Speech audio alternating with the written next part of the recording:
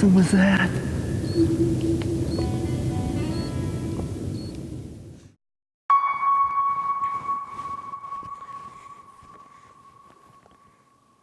All right. Everything look all right? Okay. I don't have an answer for that. I really don't. I'll tell you, if you're wrong, it's not either one of them. Are you serious? Well, okay. Oh, no. I'm surprised. Oh, no. All right. So are you just doing kind of like a about Willi Schmidt episode? It's a character development. So I've been married to Sherry for over 25 years, and marriage doesn't last that long unless you really get along with somebody. And I credit her for a lot of who I am. There's no doubt about it. With her not being in the outdoor industry, sometimes there's been times where she said some things that I just kind of poo-poo and say that is the dumbest idea. Or I'm not even gonna. I'll pretend like I'm listening and not incorporate it, not do anything about it. But she's been saying for years that I kind of need to let my hair down and let people see who Willi Schmidt really is and get to know me behind the scenes and not just my hunting persona. And I recently saw something on social media that said life is like Tetris, and if you fit, you disappear. I don't think that's anything anybody wants to do.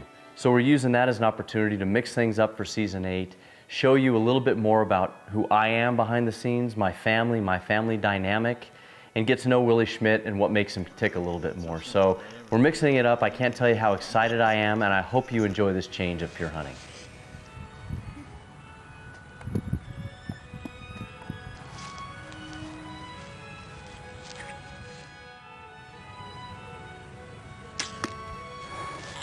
That's a Stay back, Tristan. My dad on TV is the exact same dad that I see in person. And there is more of a professional side to him, but I love seeing that side as well. Just because it shows his passion for conservation and for wildlife and for what he does just all around. And it was just amazing to see him be the same guy he is with his hunting friends, to his golf friends, to people he just met. It's just the same person. It's awesome. oh, that's a dead turkey.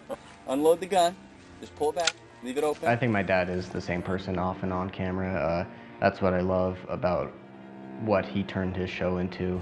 He is not a different person, whether he's on camera or off camera. He is always the same guy. He's always passionate. He's always hardworking. He's always funny. He's, you know, our dorky dad, and he'll never change, whether that be on camera or off camera. And I just see him as my dorky dad.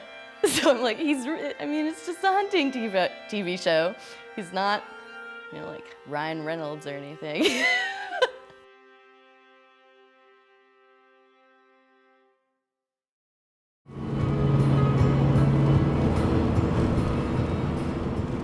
Early in 2011, pure hunting was just an idea. I asked longtime hunting buddies Chris Nowak and Brad Billingsley if they would want to be involved. They accepted, and we figured a good trial run would be to film a turkey hunt in Nebraska. I figured even if we failed, we would have a great time hunting together like we always did. Here's a look at some of the trial run footage for pure hunting.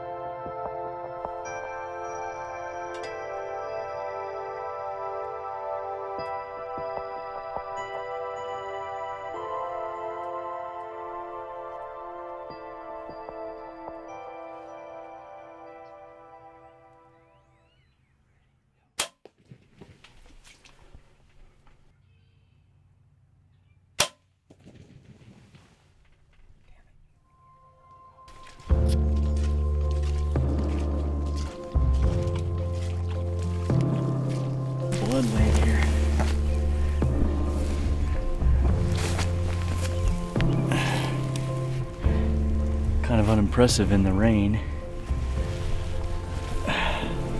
Ooh, look at those. Those are nice. Nice hooks.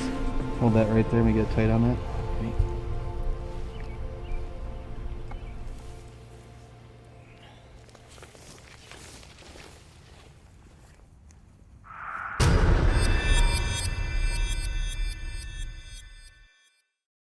This segment is brought to you by Siberian Coolers. Be the alpha, own the alpha.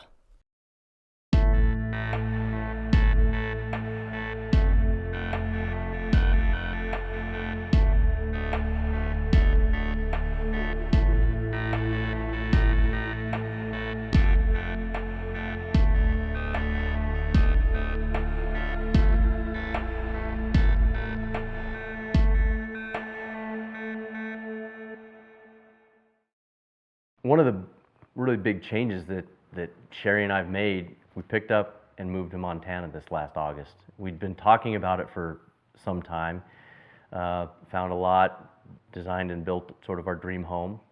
Bittersweet move because of what we left back in Colorado, but we're thrilled with the choice that we made in being here. All right, guys, welcome to the barn/man cave. We changed the name to the barn, just man cave's kind of overused, and figured I'd show you around some of the fun stuff. Obviously, it's a trophy room as well as where I come to hang out and do some of my work. Of course, some of the comforts, I don't want to have to go to the main house if nature calls. So we put a bathroom in here, and it's great. It's got all the comforts of home. Somebody obviously put it to use already. Good thing this isn't smell-o-vision. It's got a sink, shower. Goofy as it sounds, I always wanted a urinal, so we put one in. And you've been through a few homes that you've owned. You kind of know what you'd like and kind of went for it. Poker table's here. We moved it from the old house. It has yet to be used, but it's here. Fridge is kind of empty except for a couple beers and a water. But it's kind of got the comforts of home, and put a couple of inflatable mattresses up here. It works out pretty well. Jason Matzinger's, was it his kid? Yeah, it was. Jason Matzinger, during my birthday, came by and he had his kids with him. And Dawson came up and everybody said, we're going to go to the trophy room. He comes up here and, of course, being around Jason and his dad and all those years, he goes, where are the trophies? I'm like, well, what are you talking about? So trophies are in the eye of the beholder. The whole intention of these pitched roofs and everything and these peaks was to put these two elk up there. The two only shoulder mount elk. Funny thing is, we couldn't bring them up the stairs, number one. So we had to bring the bigger one up through the window. My contractor helped with the ladder and a couple other guys. And then we tried to put them both up in the peaks, and the way they're mounted so upright, they wouldn't fit. So we improvised and put them up here on this wall, which actually turned out really well. Just one of those stories, all the best laid plans. An architect isn't thinking what size elk and what's the mount like, so you think it's going to fit, and lo and behold, it doesn't. I owe my whole hunting passion to my dad, my conservation ethic. And of course, well before digital was around, he and my stepmom put together this awesome little collage of a bunch of photos that go back, Africa days, which I know was 1982. When I was in college, hunting doves in Arizona, he came down and visited me. Drakeland, which if anybody's watched the series much, is a very special place. Kind of dates things, but it's really hard to... All right, Marty. We were just going through some of this stuff. But bighorn sheep, everybody has a dream of a sheep. Why do I have a little Jack Daniels bottle up here? Well, Brad and Chris, who've been a part of Pure Hunting since the beginning, I killed my sheep in Colorado. They were both there, and little did I know he packed a little bottle of these travel-sized Jack Daniels, and we did a toast to the fallen game, which you guys have met Steve Ferris, my partner in River Camp. He used to do a toast to the fallen game. No liquor's ever allowed before. Once everything's unloaded and you're done, you can do a toast to the fallen game and say whatever you want, but it's always a toast to your successful hunt. And so we did a toast to the fallen game. These are a big part of what pure hunting's about and what memories are made. It's the mounts on the wall, it's the photos, but it's the memorabilia like this that you remember hunts by. So Brad wrote on it. You know, speaking of Brad, he was a hunt here.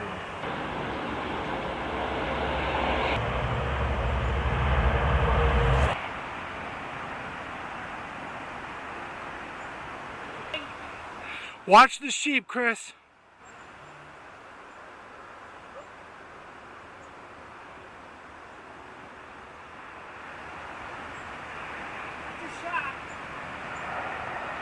He got him.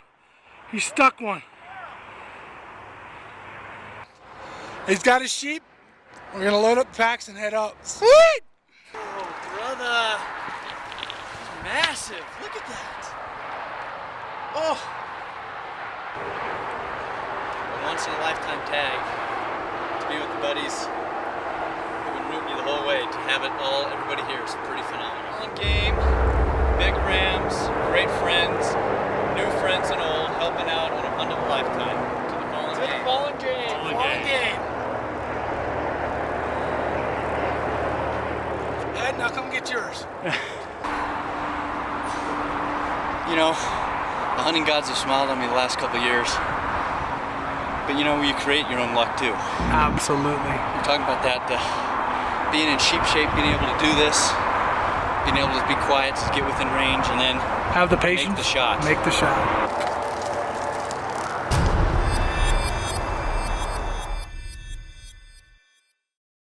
This segment is brought to you by the sharpest, strongest replaceable blade knives that never need sharpening from Outdoor Edge. Night Eyes gear makes every adventure easier, safer, and more fun. Night Eyes is life's adventure kit. So you say his show is pretty pure. I'd say it's pure in a sense. It's pure hunting. Pure hunting.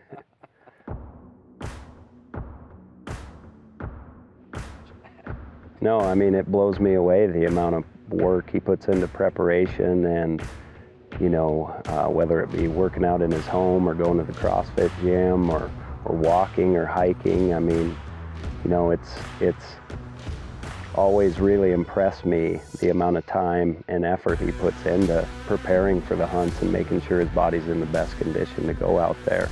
So Willi and fitness, and once again, this is since the day I met him, kind of makes me want to throw up just a little bit, but he looks as good now, if not better, than he did when we were in college. And that makes anyone want to throw up. But I just wish he would eat cake every now and then to make me feel better. Awesome. Sometimes we sit down and I look over at his plate and he eats the right stuff. He's not a junk food junkie. So my dad's fitness and health levels, I don't like that level. My dad's fitness and like eating habits have always been super influential. He really got into it when pure hunting started, and he just felt that it played such a huge part in his hunting career, and the TV show would be a good way to put it in. I see him doing so well out hiking and out doing workouts and every single day wanting to be healthy that I've kind of taken that upon myself as well, just so that I can keep up hiking. I'm competitive too, so it kind of helps to like push me as well.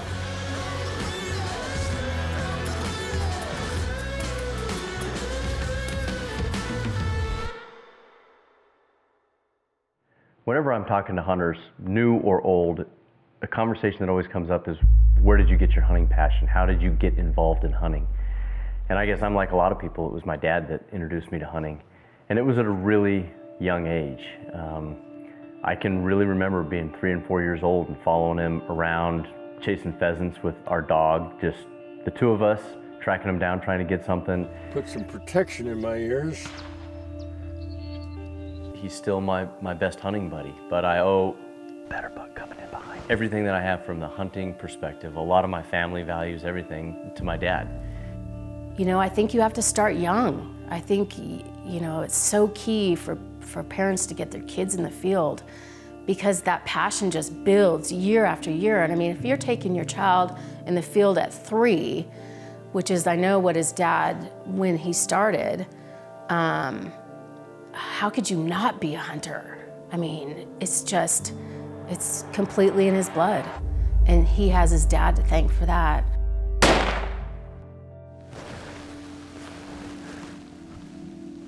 You don't need to shoot him again.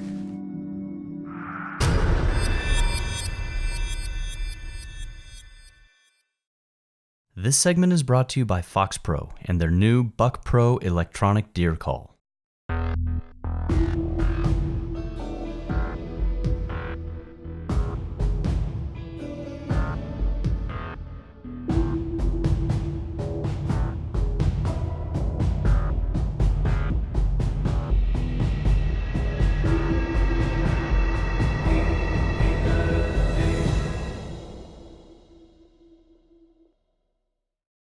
So Willi, when it comes to our family, he is just dedicated to the extreme.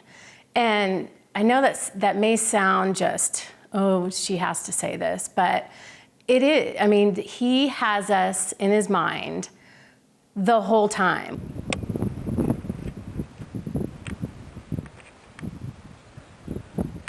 He tries to squeeze in as much family time as he can because he knows he's going to be gone.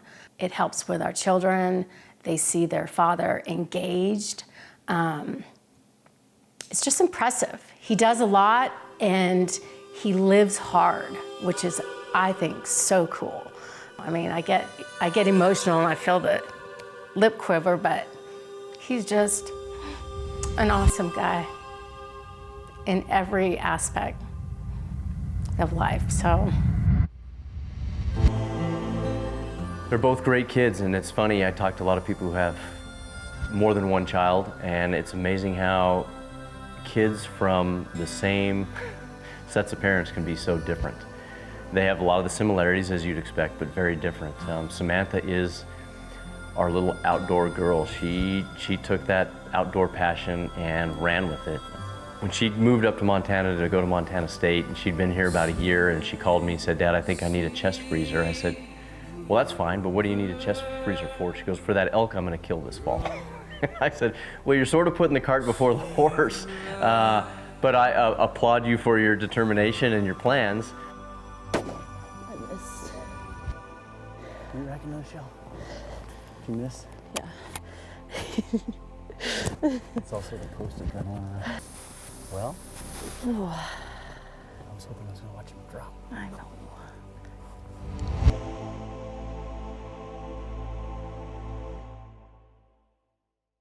And not to say that Tristan doesn't, but you know, I think teenage boys, he got involved in hockey at a pretty early age, and that sort of took his passion for the fall, when obviously most hunting takes place. We've had a lot of fun hunts, and my hope is that as he matures and meets other people and who are outdoorsmen, he's got that instilled in him that it'll resurface and that he'll take it to the next level and want to do it more with them, certainly me, and potentially on his own.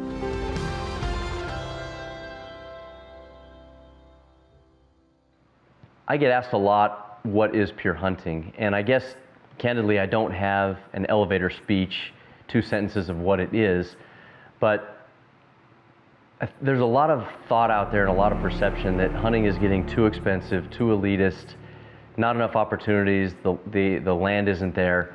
And what we've tried to show through pure hunting is that there are those opportunities that still exist. You might have to put yourself on a cancellation hunt list to go on that bucket list hunt that you think is maybe out of reach, and it maybe isn't. Opportunities for transporter hunts versus outfitted and guided hunts. And frankly, there's great opportunities to do it yourself if you're fortunate enough to draw a tag or buy a landowner voucher in some states. And we've tried to show those opportunities that are there.